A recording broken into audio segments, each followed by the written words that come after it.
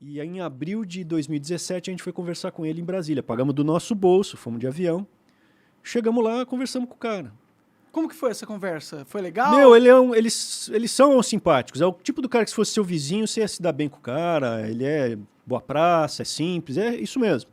Chegou lá, conversamos com ele.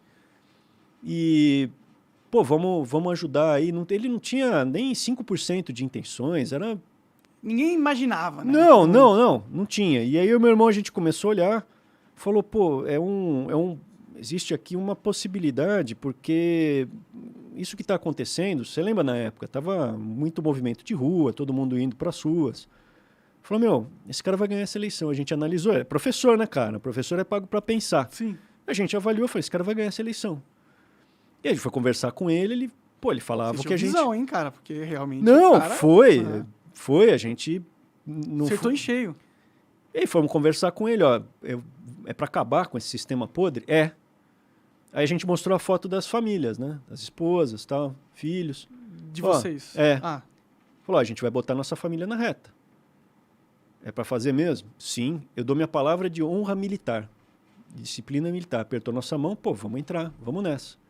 Aí a gente foi ajudando, ia nos programas com ele ia no programa, a gente falava para ele, né, as coisas. Assessorava, né? Sim, sim. De graça. A gente dava apoio científico a ele. Não eram, a gente não era político, não era pessoa pública. Sim, eram professores. E aí, tanto que na federal, na universidade, quando descobriram que eu estava dando apoio, porque aí o Onyx chegou no Congresso e falou, por que os irmãos Weintraub e o Jair Bolsonaro... Explanou vocês. Pô, aí, isso era junho de 2017. Em julho, chegou processo administrativo contra mim na Universidade Federal. Pra você ver o sistema já ali, né? E aí, processo sigiloso inquisitorial. Eu não pude ver o processo... É complicado, complicado. E aí o processo seguiu... Tem um gato aqui embaixo. Sim, falei que eles gostavam de aparecer. E aí o processo... Enfim, eu tive meu carro riscado. Aluno falou que tinha que me arrebentar. Aí eu processei. Processei e ganhei. Tinha uma aluna que ainda falou assim, pô, é bom professor, mas como tá com o Jair Bolsonaro, é um fascista, não sei o quê. Processei e ganhei. A aluna até assistia a minha aula, cara. Ela gostava de você. Eu falava, meu, você já formou comigo, cara. O que você tá fazendo na minha sala? Ela falou, não, é que eu tava sem nada para fazer, porque não teve a aula do outro professor. Aí eu vim aqui. Então ela gostava muito. É o maior elogio que um professor pode ter, a aluna não ter o que fazer, que ela podia jogar joguinho, namorar, fazer o que quiser. Sim. Ela tava na minha aula, cara. É um puto elogio. E depois ela me xingou ali por causa disso, questão política. E aí, 2017, 2018... a gente foi com o Onyx, o Bolsonaro, os 3 filhos, para Taiwan, para a Coreia do Sul e para o Japão, para falar com o ministro da Educação, para ver os ministérios ali, questão de ciência, tecnologia. Uhum. E fomos com eles, cara, pagamos o nosso bolso, não teve nenhum dinheiro público. Vocês realmente estavam engajados ali. Tava, não, e quando a gente foi, quem que tava com ele? Era nós, cara. Era o Onyx, eu, meu irmão e ele e os filhos, cara. Pode crer. A gente ficou em hotelzinho, simples. E aí a coisa foi andando e, de repente, ele foi eleito. Antes dele ser eleito, eu ligava para as pessoas, pô, meu, eu tô dando assessoria aqui pro Bolsonaro, a parte de previdência, outras áreas, você não quer me ajudar? Professor. Os caras, não, você tá louco, meu, esse cara aí. Quando ele estava próximo de ganhar, esses caras me ligavam, pô, nosso candidato, cara, tô contigo. Caralho. Aí quando ele ganha, a gente vai para Brasília, no governo de transição. Uhum. Eu fui o coordenador da equipe de previdência do governo de transição. Uhum. E aí depois teve a reforma da Previdência que passou. Desde da década de 90. O Brasil estava quebrado por causa da Previdência. As pessoas não sabem. A gente estava gastando mais com Previdência do que a Alemanha. A Alemanha tem o dobro de velho. Caralho. E a gente estava gastando mais em termos de PIB, né? Em termos do que se porcentagem produz. ali. Cara, estava quebrando o país, porque não tinha idade mínima para aposentar. E não era o pobre que estava arrebentando. Tanto que a reforma abaixou a alíquota para o pobre. A reforma que a gente fez, o pobre pagou menos e quem ganha mais, o rico, pagou mais. Entendi. E a gente fez isso. Só que não tinha uma idade mínima. Então o pobre aposentava com 60, 65, porque não junta tempo de de carteira de trabalho, e quem era rico aposentava com 48. Porque começava a trabalhar mais cedo, provavelmente. E tinha dinheiro para contratar advogado. Ah, entendi. Eu, como advogado, fiz aposentadoria de cara com 46 anos, porque ele juntava documento que trabalhou lá com o pai na roça e aposentava. Meu irmão, o cara tinha dinheiro, era um contador, tinha dinheiro. Meu. Pode crer. E o pobre não tem isso aí. Então é sacanagem com o pobre. Fizemos a reforma, só que na transição já começou a chegar uma galera do Centrão. Já na transição, o que antes era assim, não, pô, é antissistema, não queremos a velha política, já começou a chegar uma galera que era, pô, esses caras não estavam com o Bolsonaro antes, agora eles estão, agora viraram Bolsonaro desde criancinha. E cara que estava com Lula, com Dilma, com Temer. Então isso já começou em 2019. Mas eles chegavam no sentido de eles começavam Não, entrou pro governo. Ai, chegar, tipo, Bolsonaro deu uma abraçada. Deu, nesses caras. abraçou. Logo no começo, isso. Começou ainda em 2018, na transição. Tem um cara que é o Jorge Oliveira, que ele é tipo o irmão deles ali, é padrinho de casamento do Eduardo. Entendi, amigo foda. E esse cara, ele virou chefe de assuntos jurídicos. Né? Apesar de eu ter toda a formação jurídica, me distanciaram de toda a parte jurídica. Bem, beleza, eu estava envolvido com a reforma da Previdência, virei assessor dele e continuei seguindo. Fui no Congresso defender a Previdência, falei com os deputados, com os senadores, fiquei trabalhando. E esse Jorge virou assessor jurídico. E quando esse Jorge estava lá, pô, ele começou a levar os caras do Centrão. Começou a abrir conversa, ele inclusive... ele deu uma entrevista falando assim, pô, eu tenho orgulho de ter falado do presidente e não botar o Ramagem na Polícia Federal, diretor da Polícia Federal. Eu falei, mas o Ramagem tá na Constituição, o presidente tem a prerrogativa, o direito de nomear o diretor da Polícia Federal. Ah, não, mas aí vai peitar o Supremo e pode ser impeachment, não sei o quê. E desde o começo começaram a falar, já estavam falando de impeachment ali. Não, vai ser empichado. E será que eles tentaram botar medo no Bolsonaro? Mas, pô, tentaram? Conseguiram. E aí é o seguinte, ele dizia, soldado que vai pra guerra e tem medo de morrer é um covarde. Ou seja, a gente vai se for pra ser empichado, eu vou, seja empichado, que seja. E não, pô, aí não pode ser empichado, não, tem que ter receio, não pode, daqui, de lá. E havia uma militância conservadora aí de direita, né? O que é o conservador, mano? O que você tem de conservador? Pô, conservador é o cara chato. Não, conservador é o cara normal.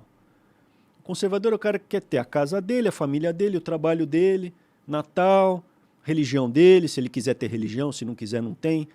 E o conservador ele é normal. Quando os tempos estão normais, ele some. Quando os tempos estão anormais, ele surge para batalhar. A gente viu aí o estrago que o PT causou. Eu e meu irmão, a gente tinha nossa vida confortável, tinha sido advogado, tinha juntado dinheiro. Meu irmão tinha trabalhado no mercado financeiro. A gente estava aí dando aula, numa boa vida confortável. Só que aí estragaram o Brasil. Estragaram o Brasil. Você lembra disso? Estragaram. A gente falou, vamos partir para essa, vamos participar disso daí. E aí ele começa com esse lance do Jorge. O Jorge, depois virou ministro. Junto com o chefe de assunto jurídico, ele virou ministro do Bolsonaro. Acumulou duas funções. Acumulou duas funções. Ele tinha um amigo que era o Gustavo Rocha, que era o Jorge do Temer. Era similar do Jorge do Temer, que era também chefe de assunto jurídico e ministro. Uhum. Inclusive, na posse do Jorge, ele vai lá e fala assim, tá aqui o Gustavo Rocha, meu amigo. Tava ali, a velha política aberta, o portal aberto ali para o governo Bolsonaro. Como havia ainda uma pressão da militância, tava lá, no começo do governo, então tava lá o Sérgio Moro, a gente não sabia ainda que ele era desse jeito. Esse governo aqui vai ser os cavaleiros da Távola Redonda, né, meu? E aí começa a girar em falso, né? Em 2019, aí o meu irmão era secretário executivo do Onix, na Casa Civil. Casa Civil é o ministério mais importante, ele é interministerial, pega todos os ministérios. Ele que faz a manobra entre todo mundo. É como se fosse um primeiro-ministro. Pode crer. E o meu irmão era o vice-primeiro-ministro, então, ele era o secretário executivo. O secretário executivo é abaixo do ministro. E aí o Bolsonaro chegou em abril de 2019. Eu Eu fiz uma viagem com ele chegou para mim, ele falou, pô, vocês são professores, né, tal. E o teu irmão ser ministro da Educação? Que o Vélez estava dando problema. Entendi. Eles queriam pôr uma posição menos influente. Não, o Vélez tirou. Ele era ministro da Educação, tiraram o Vélez. Ah, tá. Tiraram o Vélez. Você nem lembra dele. Era o primeiro ministro da Educação do governo Bolsonaro era o Vélez. Verdade. E tava ruim. Tava lá, tava ruim, tava dando problema. Por que tava ruim? Você sabe? O cara não administrava, entendeu? O MEC é gigantesco. Ele tem lá 300 mil funcionários. 300 mil funcionários. Nossa, gente pra caralho. É, gente pra caramba. São todas universidades federais. São todos hospitais universitários. É o tamanho de uma grande empresa tipo Microsoft. Eles têm isso aí de funcionário, né? Pô, é o tamanho do exército, cara. Sim. E 150 bilhões de reais de orçamento. Você tem o FNDE, que dá dinheiro para ônibus, para creche, não sei o quê, 50 bilhões de reais. É muita grana. E o cara não estava administrando, enfim, estava lá dando problema bastante e precisava de alguém com pegada administrativa. Eu tenho mais titulação que o meu irmão, eu tenho pós-doutorado. Até essas paradas aí de medicina que eu falo, eu fiz o meu pós-doutorado, a minha área é direito, né? Eu fiz o meu pós-doutorado na Escola Paulista de Medicina, que é a Federal de São Paulo, em neurologia, cara. Ah, que da hora. Então, eu sou mais acadêmico, vamos dizer assim, que meu irmão. Mas o meu irmão, ele trabalhou 20 anos no mercado financeiro. Então, a pegada de... Ele tinha equipe de 400 pessoas no banco. Se ele estiver enchendo o saco, a gente... Não, eu gosto de animais. Gosto de gatinho. E aí, ele precisava de alguém com pegada administrativa. E ele tinha sido diretor do banco, com trocentas pessoas abaixo dele na estrutura. Então, apesar de eu ser professor com mais titulação, ele tinha uma pegada mais administrativa. Então, o Bolsonaro falou, pô, teu irmão, o que você acha dele ser ministro da Educação? Falei, vão criticar, vão jogar pedra, mas acho que vai... Mas tá boa. E foi. E aí virou ministro da Educação.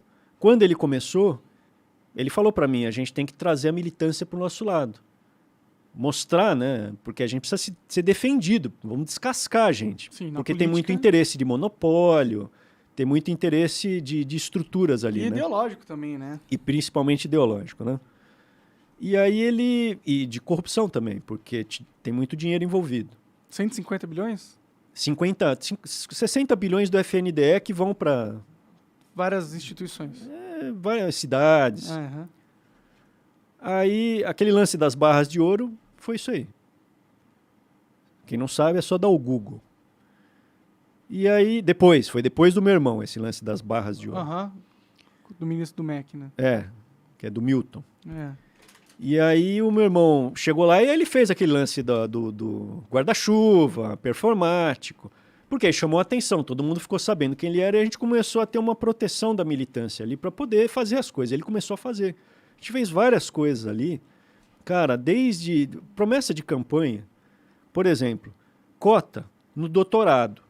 Cota no doutorado, o cara já teve a cota na graduação. Então, beleza, você lá atrás, você foi pobre, você teve problemas de iniquidade da sociedade, beleza. Está aqui, na graduação você tem a cota. Mas depois que você forma, você já está igual aos outros. E no doutorado você quer cota de novo, cara, você já é advogado, você já Eu sou contra a cota em geral, né? Mas tudo bem. Então eu também sou contra a cota em geral. Mas a cota no geral já estava lá. Já estava lá, né? A cota do doutorado, meu irmão foi lá e canetou contra. Uhum. Falou, eu sou contra. Tum. E aí irritou alguém que ele não tinha que ter irritado. Não, aí foi pro Congresso, o jurídico do governo não bancou o meu irmão. Desfaziam. Fez a carteirinha digital. As pessoas não sabem, a Uni cobra a carteirinha digital. O meu irmão fez de graça a carteirinha. De graça, cara. Você fazia a carteirinha por um ano, durou. Ele fez uma MP, medida provisória, e por um ano o Brasil inteiro teve a carteirinha de graça. Para você não ter que dar o dinheiro para a Uni. A Uni fatura milhões com isso daí. Pô, depois que venceu, não renovaram. Não, cara, podia ter sido renovado hoje. Inclusive as pessoas estão pagando pela carteirinha. Que é digital, né? Que não tem custo quase nenhum, né? Não, é custo zero. Sim. Pro governo, custaria 2 centavos pro carteirinha. Então, é mais caro você cobrar. Pô, beber da minha água também é sacanagem. Se deixar o ar que ele... Cê... Vai pra lá, gordão, vai. seria mais caro você cobrar os 2 centavos. A cobrança é mais cara. Então já fez de graça de uma vez. Pô, e desfizeram, cara. E ele acabou. Tinha a chamada TV Escola. Você já assistiu a TV Escola? Não.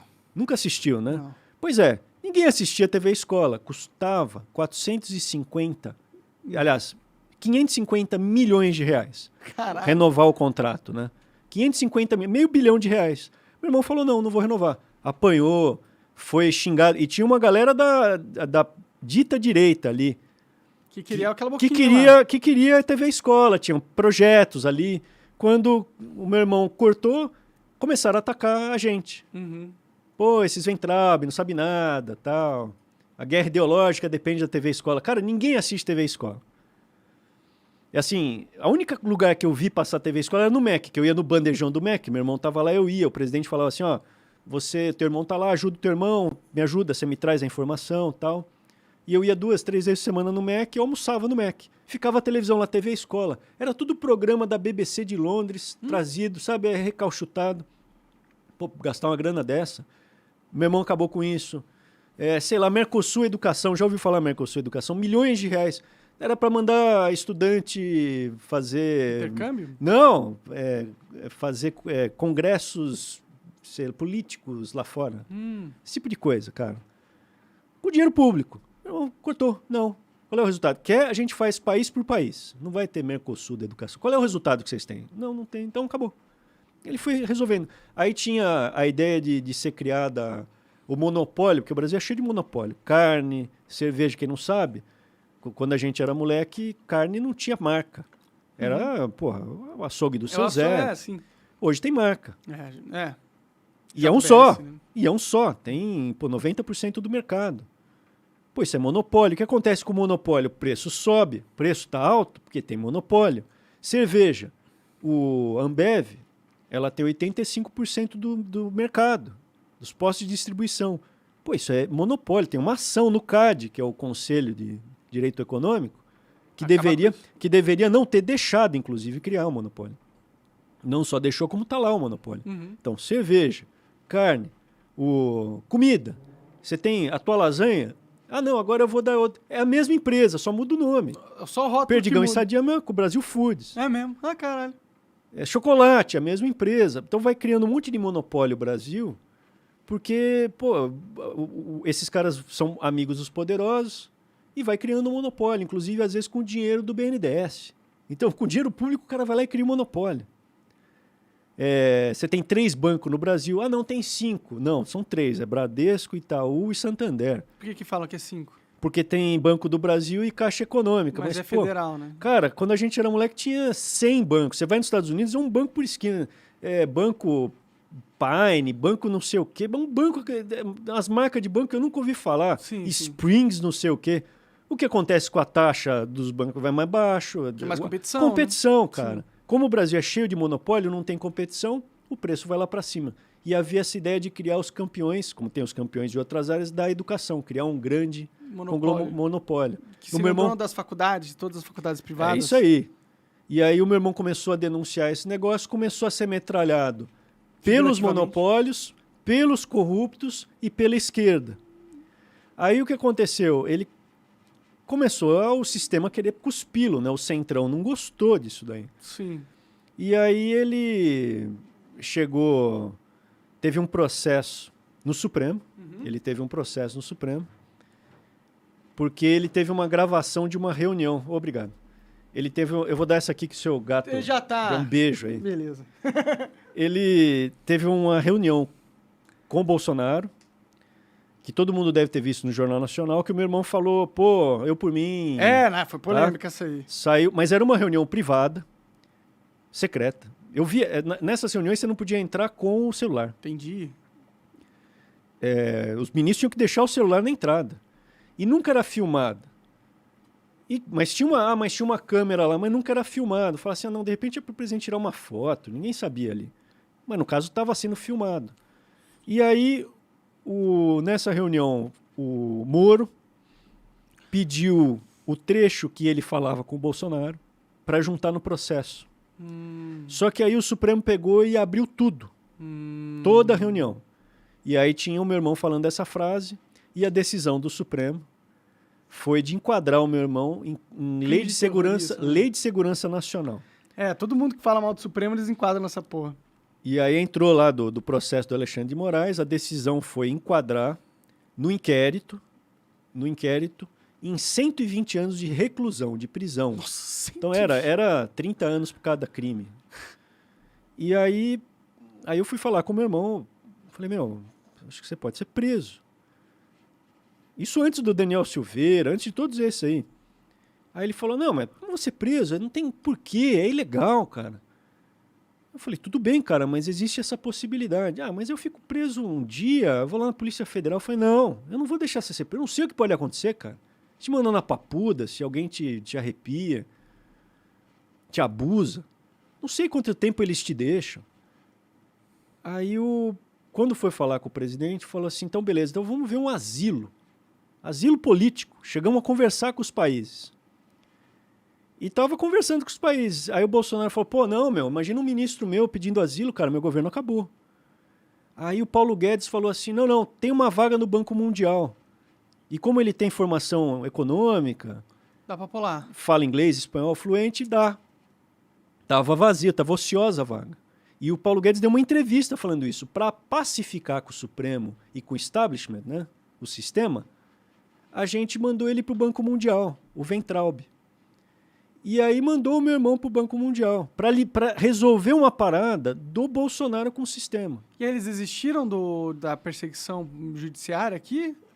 Ele não tinha sido condenado a 130 anos? Não, ele não foi condenado, é um inquérito. Ele estava enquadrado ali, para nem virou processo. Isso. Isso, então começou a chegar ali.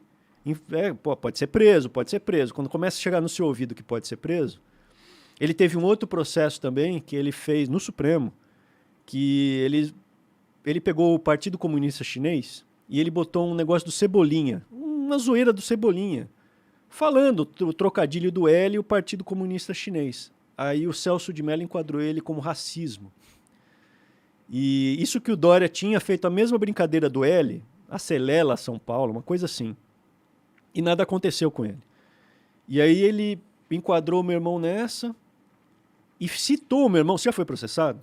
Tô sendo processado, inclusive, no Supremo. Como é que chega o processo para você? Uma cartinha? Uma carta oficial de justiça, né? Sim. Pois bem, o meu irmão, quando a gente foi ver o processo, falou assim, já perdeu o prazo. Como perdeu o prazo? Ele não foi citado? Não, foi citado pela mass media.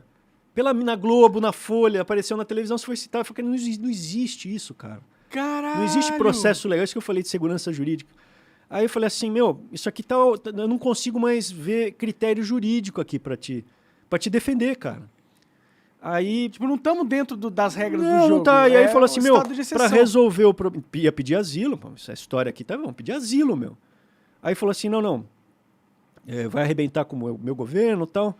Pra resolver um problema, cara, do governo, ele foi pro Banco Mundial, pegou a roupa do corpo, meu. Pegou a roupa do corpo e foi pra lá com o dinheiro dele. Com a passagem ele que pagou. Aí ele tirou um visto americano, G1, que é de diplomata, porque como ele estava indo para o Banco Mundial, esse é o visto. Uhum. Não é o passaporte, tudo dentro da lei. E aí ele foi para os Estados Unidos. Quando ele foi para os Estados Unidos, eu comecei a ser fritado no governo. Então começou a sair reportagenzinha que o Arthur era o homem tocha, radical, que inflamava, incendiava as reuniões, entendeu? Começou a ter uma queima de reputaçãozinha ali, né? Queima de reputaçãozinha. E aí, mas eu não tinha essa ameaça iminente de ser preso. É que você não tinha dado uma brecha, talvez. E aí o meu irmão, cara, ele foi... E depois que ele saiu, o Daniel Silveira ficou preso lá 11 meses, cara. O Oswaldo Eustáquio, o jornalista, ficou paralítico na prisão. Ficou preso. Fiquei sabendo disso, é uma merda. E tem uns caras que foram condenados recentemente. Foi hoje condenado. Então, ter feito protesto manifestação, isso. E aí o que acontece, cara? Eu falei assim... Tô sendo fritado aqui, né? Eu e meu irmão, a gente sempre andou junto, a gente sempre foi muito unido, né? Então, o Ernesto, que era o ministro das Relações Exteriores, né, o chanceler, ele falou, Arthur, tem uma vaga na OEA, de secretário de segurança, eu acho que você vai ser produtivo lá. E é em Washington, você fica junto do seu irmão.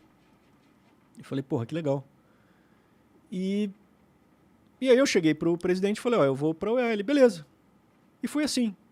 A gente saiu. Você acaba de assistir um corte do Monarch Talks, agradeço demais, mas se você quiser ver o vídeo na íntegra e acompanhar ao vivo todas as transmissões, você tem que ir lá no rumble.com/monarch para não perder nada. Segue a gente lá.